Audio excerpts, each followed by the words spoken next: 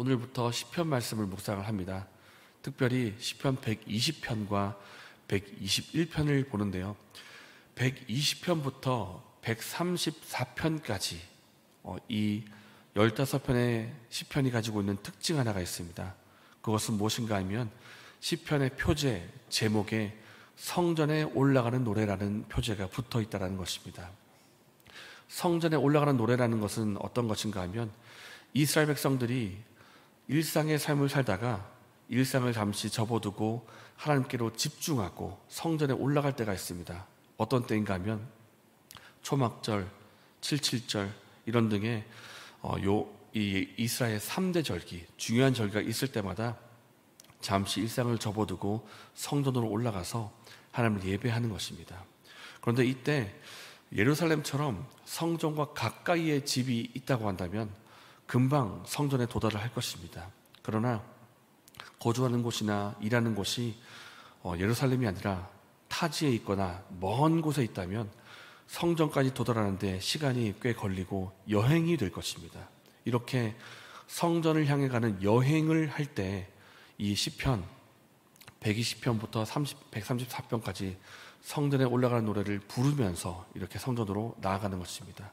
그러니까 물리적으로도 또 심정적으로 영적으로도 하나님께로 더욱 가까이 가면서 부르는 노래가 이 성전에 올라가는 노래라고 할 수가 있습니다. 오늘은 이 시편 성전에 올라가는 노래 가운데 120편과 121편을 한번 보겠습니다. 먼저 120편 1절입니다. 내가 환난 중에 여호와께 부르짖었더니 내게 응답하셨도다. 시편 기자가 현재 환난 중에 있고 고통 중에서 여호와께 부르짖고 있다 이렇게 말씀하고 있습니다. 왜 시편 기자가 환난 중에 있고 고통 가운데 있는가?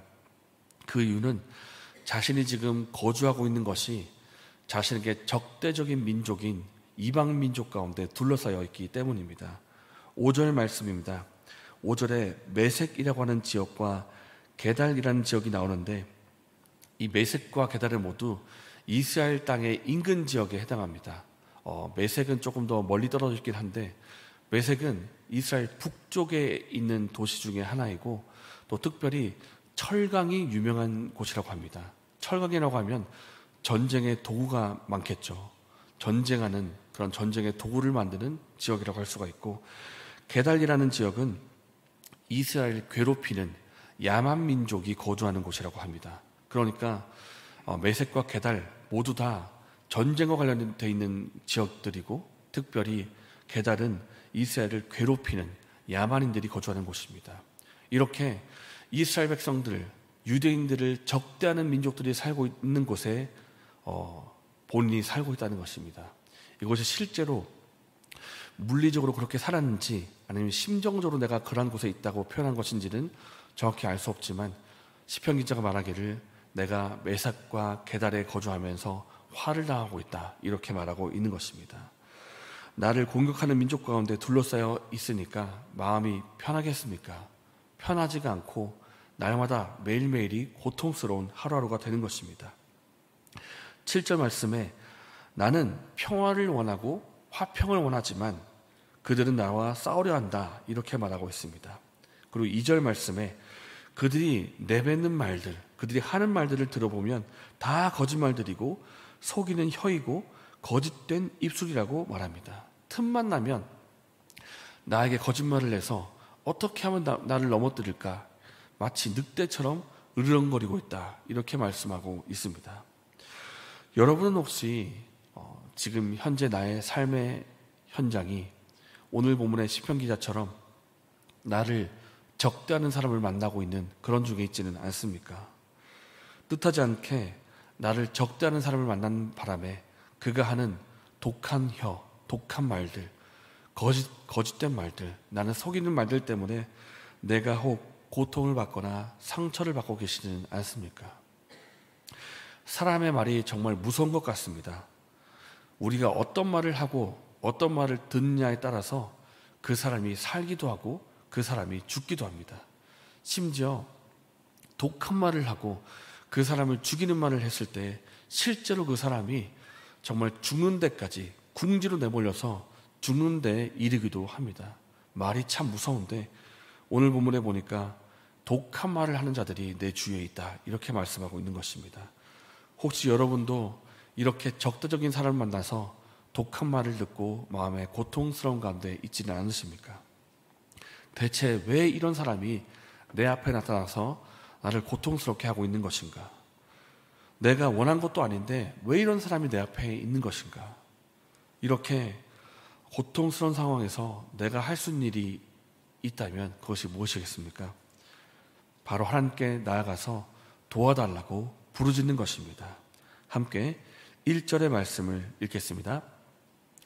내가 환난 중에 여호와께 부르짖었더니 내게 응답하셨도다. 여기서 부르짖는다라는 것은 그만큼 간절하게 주님을 찾고 구한다라는 뜻입니다. 하나님께서 내가 이 환난을 허락하실 때가 있습니다. 내가 원치는 않지만 허락하시는 그 이유 가운데 하나도 진여가 너가 이전보다 더욱더 나를 간절히 찾기를 바란다라고 하면서 더 찾기를 원하시는 뜻으로 이 환난을 허락하실 때도 있습니다. 그렇기 때문에 우리가 주님께 나아가서 부르짖기를 원합니다. 더 간절히 주님을 찾고 구하기를 원합니다. 그러나 찾고 구하고 간절히 부르짖는다는 이것이 이런 것은 아닙니다. 구하십시오, 부르짖으십시오, 여러분의 문제가 무조건 다 해결될 것입니다, 이러한 뜻은 아닙니다. 다만 우리가 사람을 찾거나 나에게 주어진 어떤 경험적인 지식을 이용해서 뭔가 방법적인 것을 먼저 찾기 이전에 먼저 하나님부터 먼저 찾자고 하는 것입니다. 우리가 하나님을 먼저 찾고 부르짖으면 우리의 아버지 되시는 주님께서 우리의 간절한 이 간구의 소리를 들으시고 해결할 수 있는 방법과 은혜를 베푸신다라는 것입니다. 지금의 상황에 대한 필요한 말씀을 내가 허락하실 때가 있고, 또 내가 기도하기 전에는 미처 생각하지 못했고 깨닫지 못했던 놀라운 것들을 기도하는 가운데 깨닫게 하실 수도 있고, 또 지금의 고통과 어려움들을 헤쳐나갈 수 있도록 힘과 능력과 도우심을 베푸실 수가 있다. 우리가 간구하고 부르짖는 가운데 그런 은혜를 베푸신다라는 것입니다. 그래서 우리가 먼저 하나님께 간구하고 부르짖기를 원합니다. 우리의 현재 여러분이 고통스러운 현장 가운데 계십니까? 나를 적대하는 사람 때문에 고통스러운 나날을 지내고 계십니까? 우리가 다른 것을 구하고 도움의 손길을 찾기 이전에 먼저 주님께 나아가서 주님을 간절히 찾고 구할 수 있는 은혜가 저와 여러분에게 있기를 예수님의 이름으로 축복합니다. 121편도 동일한 맥락 가운데 있습니다. 하나님께서 나의 도움이 되신다는 같은 맥락 가운데 있는데요, 1절 말씀에 이렇게 말합니다. 내가 산을 향하여 눈을 들리라. 나의 도움이 어디서 올까? 지금 시편 기자가 산을 바라보고 있는데요, 구약시대 가운데 산이라고 하는 존재는 크게 세 가지를 의미합니다. 첫 번째는 불변하지 않는 존재, 불변의 존재. 우리가 요즘에는 10년이 지나면 강산도 변한다 이런 말을 하고는 있지만 과거에는 정말 산이 변하지 않는 존재였습니다. 그때 포크레인이 있겠습니까? 다이나마이트가 있겠습니까? 산을 바꿀 수가 있는 수단이 없다 보니까 구약시대에 있어서 산이라고 하는 존재는 불변의 존재. 그래서 이스라엘 백성들이나 구약에 있는 사람들이 어떤 언약을 맺을 때 산을 증인으로 삼기도 했습니다. 변하지 않는 존재인 산을 두고 나의 언약을 들으라, 너가 증인이다, 이렇게 할 때도 있는 것입니다. 이렇게 첫 번째 의미로 산은 불변의 존재입니다. 두 번째로 산은 하나님의 성전이 있는 시온산을 의미하기도 합니다. 하나님의 임재가 있고 하나님의 성전이 있고 하나님 예배할 수 있는 장소인 시온산을 의미하기도 하고, 때로는 오히려 그 반대로서 이방신을 숭배하고 있는 우상의 산당이 있는 곳을 의미하기도 합니다. 그러니까 산 이렇게 하면 불변의 존재, 혹은 하나님이 있는 시온산, 혹은 우상의 어떤 우상 숭배의 상징을 말하기도 하는데요, 내가 이제 시편 기자가 산을 보면서 말합니다. 내가 산을 향하여 눈을 들리라. 나의 도움이 어디서 올까? 누가 시편 기자를 도와줄 수가 있겠습니까? 환난과 어려움 가운데에서 불변한 존재인 산이 도와주겠습니까? 아니면 우리가 이방신에게 나아가서 그런 이방신에게 도움을 구하면 그 이방신이 도와주겠습니까? 2절 말씀이 답을 말하고 있습니다. 아니다. 그러한 것도 아니라 나의 도움은 천지를 지으신 여호와께로서 우리가 도움을 구할 수가 있다. 오직 하나님만이 나의 도움이 되신다. 이렇게 고백을 하고 있는 것입니다. 왜 하나님이 우리의 도움이 되실까요? 하나님께서는 사람처럼 졸거나 주무시는 분이 아니시기 때문입니다. 3절과 4절입니다. 여호와께서 너를 실족하지 아니하게 하시며 너를 지키시는 이가 졸지 아니하시리로다. 이스라엘 지키시는 이는 졸지도 아니하시고 주무시지도 아니하시리로다. 갓난아기가 있는데 그 갓난아기를 정말 애지중지 키우는 부모님이 있습니다. 정말 사랑으로 키우고 늘 품에 안고 있는 부모님이라 할지라도 때로는 너무 피곤하기 때문에 그 아기를 놓쳐서 실수를 할 때도 있습니다. 떨어질 때도 있습니다. 그러나 부모님은 그렇게 실수가 있다 할지라도 졸 때가 있다 할지라도 하나님께서 뭐라고 말씀하십니까? 졸지도 아니하시고 주무시지도 않는다. 그렇게 말씀하고 있습니다. 심지어 우리가 자고 있을 밤에도 하나님을 눈을 뜨신 채로 우리를 지켜보고 있다. 이렇게 말씀하고 있다는 것입니다. 하나님께서 우리를 얼마나 지키실까요?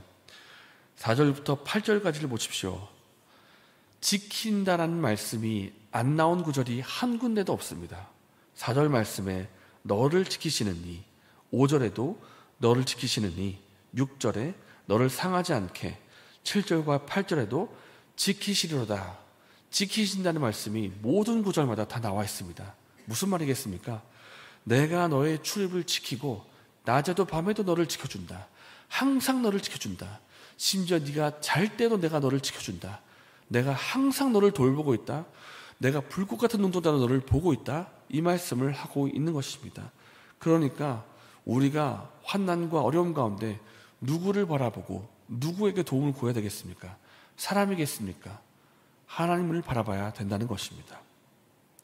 시편 146편을 말씀합니다. 귀인들을 의지하지 말며 도울 힘이 없는 인생도 의지하지 말지니 그의 호흡이 끊어지면 흙으로 돌아가서 그날에 그의 생각이 소멸하리로다.